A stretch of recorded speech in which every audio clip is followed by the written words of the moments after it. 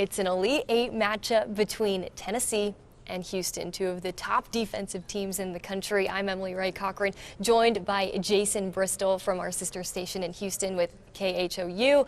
Jason, for people who don't know about this Houston team, other than the fact that it's run by Kelvin Sampson, what can Tennessee fans expect? Well, I think in a general sense, if Tennessee took a mirror and looked in the mirror, you might see Houston looking back at you. These teams are very similar in terms of culture, the way they defend, and I imagine rebounding as well. Those are staples when it comes to Kelvin Sampson's program. It's all about defense and rebounding. And yes, Tennessee has 2 Defensive Player of the Year finalists. Houston only has 1, but that's okay. Houston, JoJo Tugler is one of the top defenders in the country, not just necessarily technique, but athleticism. His athleticism is off the charts. Houston guard play is so key.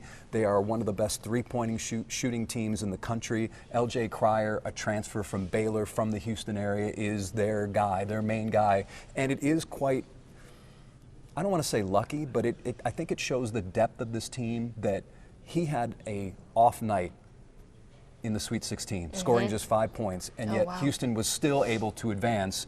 And now 2 friends, longtime friends, going at it again in the Elite Eight. Defensively, yes, these teams, there's a lot of similarities, but also I think the way they play defense is a little bit different based on what Kelvin Sampson was saying. Houston is, it really is remarkable what Houston has become, because before Kelvin Sampson got here, Houston had not had an NCAA tournament win since the days of Phi Slamma Jamma. We're talking Akeem Olajuwon. It had been that long.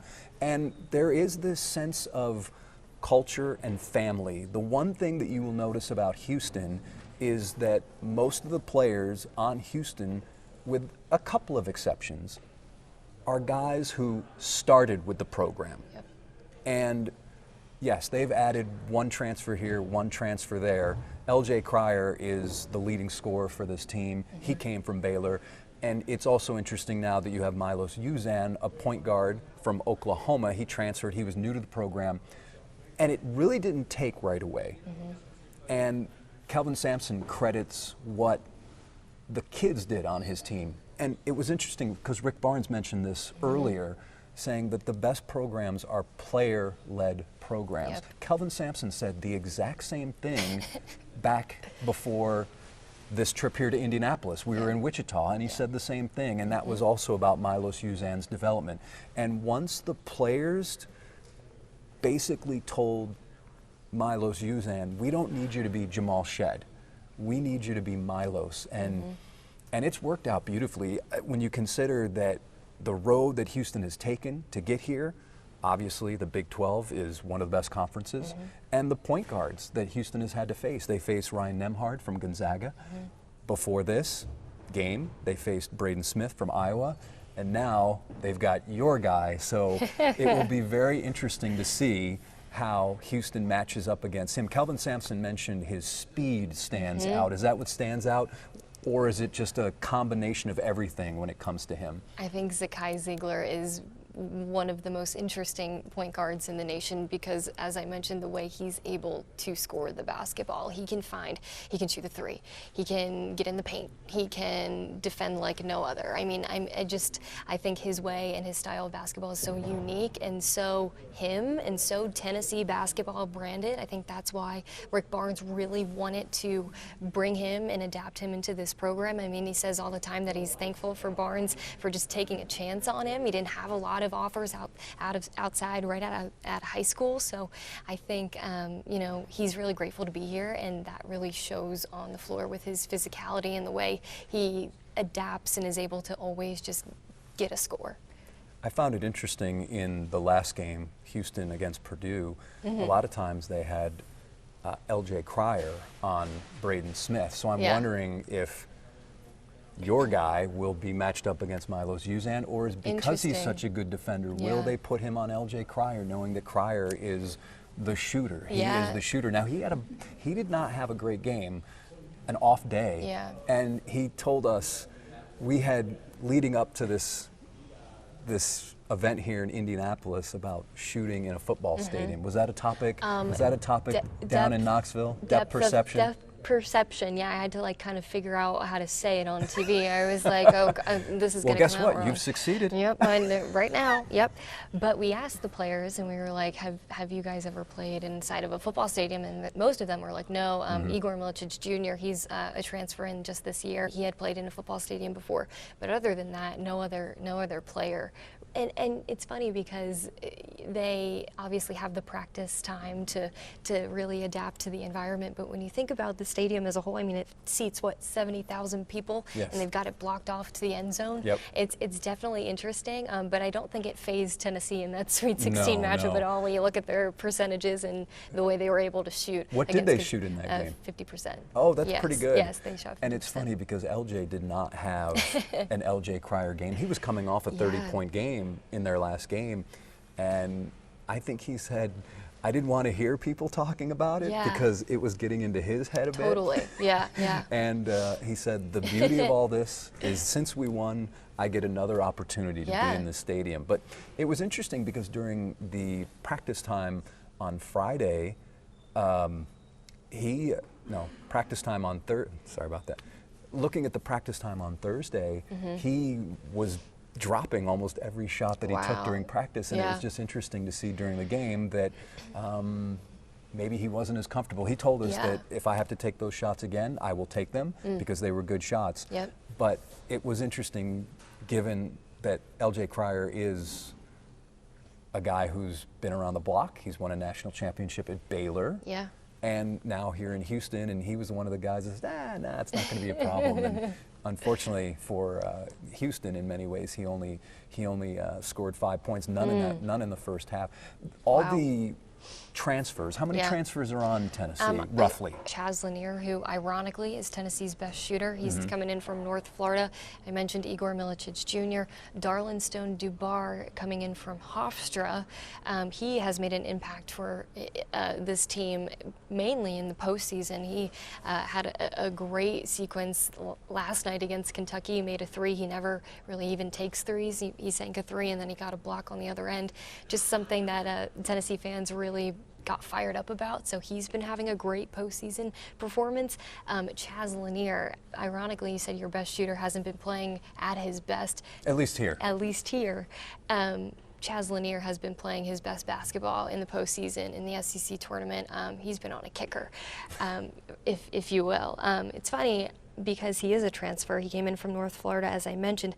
Tennessee's best shooter last season, you might know him, Dalton Connect. I think I've heard of him. So it's almost like he's kind of taken on that Dalton Connect position, if you will, coming in just 1 year, a fifth year, and really embracing what Tennessee basketball is and being okay with playing 1 year at Tennessee and making the most of it. And I think that speaks a lot about Rick Barnes and the fact that coaches love to tinker. Totally. Kelvin Sampson always tells us, I'm a tinkerer. And I think it speaks volumes about what kind of coach Rick Barnes is, to find all these pieces and find a way to make them all fit. It's interesting. Houston got off to a sluggish start. I mean, Kelvin Sampson always preaches the team that you are in November is not the team that you are in February, as we all know. I'm sure Rick probably mentions that as well.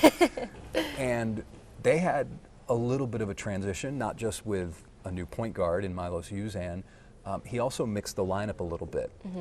JoJo Tugler, probably 7 or 8 games into the season, was still coming off the bench. They inserted JoJo Tugler into the starting lineup. And I don't want to say that it's taken off because you're always going to get a consistent defensive effort, but it has looked a little bit different. And I think also the fact that he is so athletic, he's a game changer. He's a game changer. If you look at some of the game tape from Purdue and what he was able to do, he's a guy that can be out top, helping with the screen, the picks, and then he'll flash back down, and then he'll be able to move over to the corner. I mean, he does this with such effort. He's so effortless, I should say, and it's just really impressive. And again, I don't want to say that inserting JoJo Tugler was like this magic sauce or wave a wand, but it definitely helped Houston, its identity, it didn't change, but the team seemed to be a bit more productive in many different ways. He just brings such a different dynamic. He's a tenacious rebounder. And so, again, he's your Defensive Player of the Year finalist.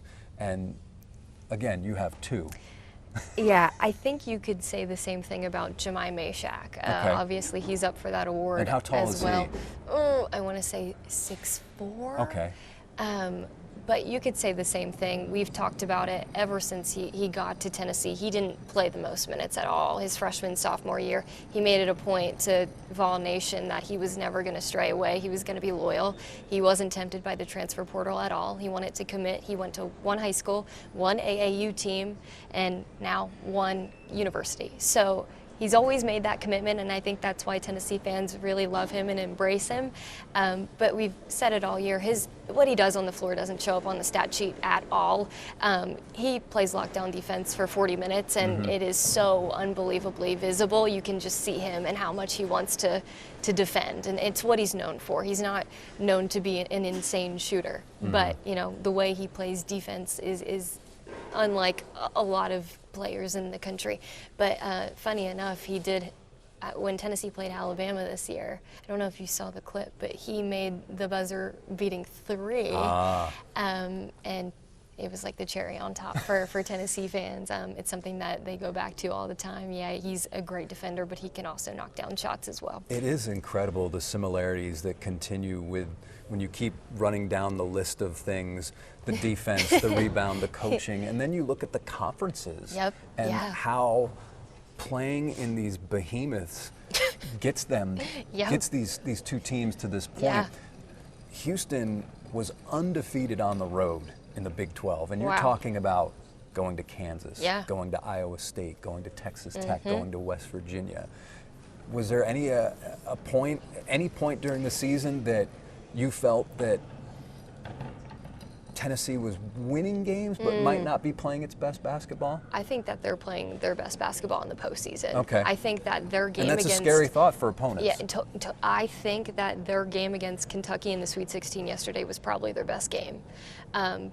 Not only because they lost to them twice in the regular season by, I think, more than 10 points in each game, but just because I think they're clicking on all cylinders. Chaz Lanier is getting out early, making, points early in the first half, and lockdown defense as well. And when all those things are mashing and they're rebounding and they're able to put every piece of the puzzle together that Rick Barnes has formulated for this team, I think that's when they play the best. But honestly, in SEC play, I think fans were a little concerned. I mean, they lost twice to Kentucky, once at home, once away. So I think right now in the postseason is probably when they're playing their best brand of basketball. Were fans in Knoxville and the rest of Vol Nation, were they concerned coming into the tournament that this might be a short run? Or given the pedigree that this team has and the experience and the defense, that they thought, okay, we're going to get ready for a deep run? I think there's probably a mixture of both. I think obviously they are a 2 seed, so they got not the easiest opponent in Wofford, but they were rewarded. they were favored in that one. They were favored against UCLA. The way they played against UCLA, I think that's when people were like, okay, now we've got to take on Kentucky. But, it's hard to beat a team 3 times in one season. I've heard that. That's definitely a saying that goes around, and that was certainly the case for Kentucky last night at least. But, I think Tennessee fans are almost too optimistic sometimes. So, I guess that's how a lot of fan bases are. But I think in the postseason they are pretty confident that Tennessee can get to its first ever Final Four. So Houston at times will go through scoring droughts. In the past, they've had some issues with that. Yeah. Last night, in their Sweet 16 game, I think they went the last 3 or so minutes, obviously, before the big bucket at the end. That was unreal, yes. Yes, it was. They typically have these stretches. And Houston does have a knockdown shooter in LJ Cryer, and then their next option for threes is Emmanuel Sharp. Milos Uzan has stepped up his game as well from the outside. Inside, Juwan Roberts is a man of many moves underneath. Good footwork, does a lot of spin moves and things like that. But if Tennessee is going through a drought, who is the guy that gets the call to say, let's stop this right here and there? We haven't talked about the sixth man on Tennessee's team. It's Jordan Gainey. How deep does Tennessee go, typically? How many players? I mean, they always have the same starting five, as most teams do. But off the bench, will they go 2 or 3 guys? I think 3. So about 8? Yeah, I would say 8. Because, I mean, you got D. Stone off the bench, you got Jordan Gainey, Cade Phillips. Yeah, so I'd say 3 or 4 probably. I think Jordan Gainey has been awesome this postseason. When you need a bucket or when another team scores a bucket, he'll get one right back. And I think that's what he's been the acclaimed sixth man, I think, on this team. So he's only been, his dad is actually an assistant coach. He's an associate head coach for the team. So there's a little bit of family dynamic there. But he's only in year 2 with the Vols. He's a senior. It's his last year as well. And now we obviously need to talk 20 minutes in about this family, this dynamic, because I think Kelvin looks at Rick Barnes as family. Yeah. And you don't see Kelvin a lot. But do you see a lot of Rick and Kelvin from the brief time that you've seen him in the news conferences here? So similar in the way they answer questions, in the way they sometimes go on tangents, in the way it's story time sometimes. It goes a bit long sometimes. I like story time. I like story time too, especially in the postseason. I mean, come on. But yeah, I think obviously their age, they're similar in age. They have similar, coaching stops, I guess you could say. Background as well, both being from North Carolina. Absolutely. And obviously they're great friends for, I think he said 46 years. So I think it's a... Don't we all wish we could find a friend for 40 plus years? I know. Well, it's crazy because if Tennessee would have played Purdue, this would have been a completely different going into the game process because Tennessee lost to Purdue in the Elite Eight last year. Yes. So now that I think there's this almost friendly dynamic between Tennessee and Houston, obviously there's not a lot of background. They've only played, a few times, I think like 5 times. So I think it's definitely different. It's a little bit more of a friendly, maybe not friendly, but between the coaches at least. So it'll be interesting. And I thought it was interesting that obviously Kelvin said at the podium, if I don't win it, I hope he does. Yes. And then I asked Rick, do you feel the same way? And he said, well, I do root for our conference, but he goes, yes, personally, so from a personal standpoint, if we can't win it, I want to see Kelvin win it. Yeah. Now, when it comes to this game, what are the keys and what do you see happening? And will the Vols be the team? Tennessee, keys to the game, they gotta get out to a fast start. Chaz Lanier has to be knocking down shots. He's their #1 shooter. And of course, lockdown defense is always the biggest key. I think that and rebounding will be the biggest key to the game. They got to rebound because against Kentucky in the Sweet 16, I'm pretty sure they had 14 offensive rebounds. 7 of them came from their big Felix Akpara. He was amazing in that game. He was also scoring. So I think, again, that was probably their most complete game of the season where we thought that they were playing their best basketball of the season. So if they can pull all of that and more into this game against the Cougars, I think that they could potentially make a Final Four for the first time in program history. And to kind of wrap things up, Houston's made it to Final Fours in the past. This would be Tennessee's first, but for the Cougars to get it done again and make a Final Four run, what are the keys to the game? I think the givens are defense, rebounding, and effort. Of course. Houston will need to score the basketball. Again, they go through stretches where sometimes they can't get points. So if Houston is able to score, if L.J. Cryer gets into the 20s, I think Houston will be very well off. Here's an interesting thing. Malik Wilson took a terrible fall in the game against Purdue, hit his head on the court. Okay. Malik Wilson is one of those guys that can guard so many different guys. He comes off the bench. If he can't go, I'm not saying that's bad news for Houston, but I think he's another guy that they can send after your point guard. Okay.